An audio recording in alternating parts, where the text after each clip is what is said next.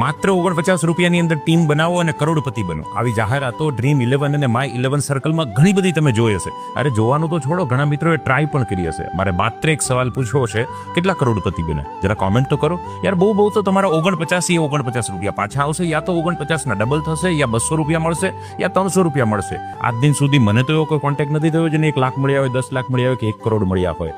મૂર્ખ બનવા કરતા અહીંયા મનન કરવાની જરૂર છે. વાત સમજવાનો પ્રયાસ કરજો. અહીંયા પૈસા મેટર નથી કરતા, બટ તમારી એક જે સાયકોલોજી બની રહી છે એ ખૂબ મેટર કરે છે.